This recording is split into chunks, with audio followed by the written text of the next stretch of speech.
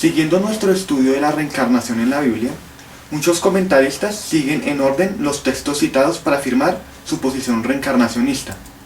Primero, el nuevo nacimiento de Juan 3. Segundo, el ciego de nacimiento de Juan 9. Tercero, la resurrección de 1 Corintios 15. Cuarto, los espíritus encarcelados de 1 de Pedro 3, 18 al 20. Quinto, el morir una sola vez de Hebreos 9, 27. Y sexto, el Elías que habría de venir en Mateo 11. Primero, el nuevo nacimiento en Juan 3, como su contexto lo indica, se refiere a una regeneración espiritual que viene del cielo. Esto queda demostrado en la afirmación de Nicodemo a Jesús cuando le dice: ¿cómo puede un hombre nacer siendo viejo? ¿Puede acaso entrar por segunda vez en el vientre de su madre y nacer? Si Jesús creyera en el karma y las vidas futuras, esto sería la oportunidad perfecta para hablar de ella. Sin embargo, el Señor fue bien explícito y dijo: lo que es nacido de la carne, carne es, y lo que es nacido del espíritu, espíritu es. Por lo tanto, el contexto trata de un renacimiento espiritual en esta vida y no de una reencarnación. Segundo, el ciego de nacimiento de Juan 9, versículo 1 y 2, dice: al pasar Jesús vio a un hombre, ciego de nacimiento, y le preguntaron sus discípulos diciendo: Rabí, ¿quién pecó, este o sus padres, para que haya nacido ciego? Sin embargo, en su contexto histórico, los judíos creían en las maldiciones generacionales, lo que ha dado pie para malinterpretar este concepto hacia la reencarnación. Pero si esta doctrina fuera genuina, Jesús mismo la hubiera confirmado. Pero en vez de eso, Jesús respondió: no es que pecó este ni sus padres, sino para que las obras de Dios se manifiesten en él.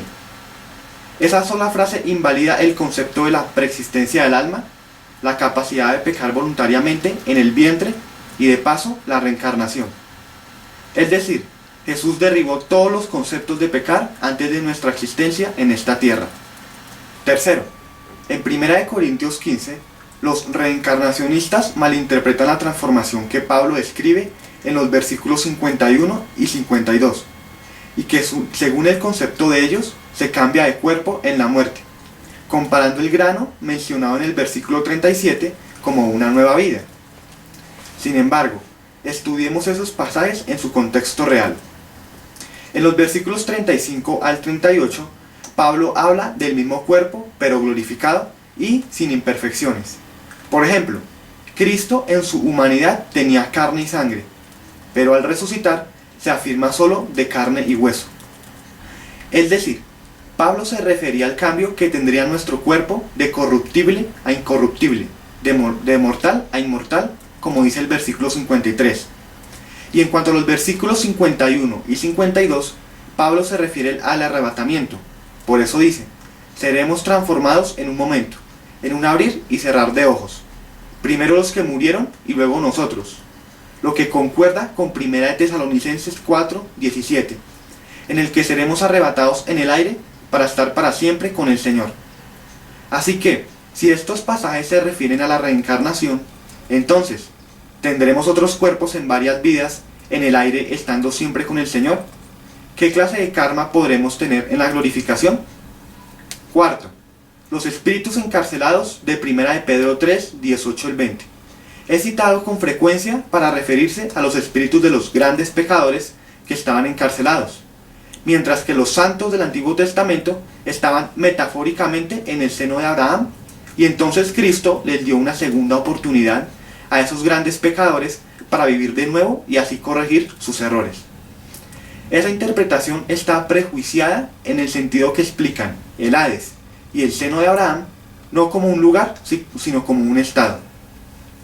Pero contrario a lo que ellos creen, esta descripción no es figurada sino real, pues se mencionan nombres, lo que no se hace en parábolas, y se ilustra cómo los condenados suplican sin cesar por salir de allí. Volviendo al tema, lo que Pedro dijo es que Jesús, por medio de su espíritu, predicó en Noé a las personas que desobedecieron, no creyendo, para ser puestos posteriormente en cárceles y así esperar el juicio, pues no hay una segunda oportunidad para los que murieron sin creer, como ya se ha demostrado. Los reencarnacionistas interpretan este texto diciendo que se muere una vez en cada cuerpo tomado, pero se vive varias veces en varios cuerpos. Sin embargo, el contexto es claro. Si se muere una vez, se vive una vez, ya que si se toman varios cuerpos, se muere varias veces. Pero note que el texto no dice muere una sola vez, refiriéndose a una vida en particular, sino a la vida en general. Pues si la propiciación de Cristo fue una sola vez y por siempre, y de acuerdo a los versículos del 23 al 26, en forma analógica, un solo cuerpo vive y muere una sola vez, y para siempre, en un solo cuerpo, en el que su decisión de creer o no creer es interdependiente para su futuro estado eterno, sea en el cielo o en el infierno. Sexto, el Elías que habría de venir en Mateo 11 se refiere a un paralelismo entre Juan el Bautista y Elías que es meramente figurado y no descriptivo en forma exacta, ya que Juan el Bautista tuvo el carácter profético de Elías, que es la voz que clama en el desierto, como simbólicamente se describe con el espíritu y poder de Elías. Pero en la venida literal de Elías vendrá en su cuerpo glorificado para restaurar todas las cosas, como dice Mateo 17:11. Conclusión: la reencarnación niega la redención vicaria de Cristo y lo coloca como una personal y o ejemplo para nosotros, pero es contrario a la enseñanza bíblica, porque como todo sistema apóstata, quiere que confíe en sus buenas obras manifiestas en karmas, lo que complica la situación para ser alguien que el hombre nunca podrá ser, es decir, Dios. Finalmente, si usted ha sido ladrón, asesino, pervertido, etc., la reencarnación le sugiere corregir sus errores en otra vida, pero en menores condiciones. Pero a fin de cuentas, ¿cuál será su escape? Según la Biblia, si usted muere sin creer en Cristo, sean cuales sean sus pecados, se condenará de manera irreversible.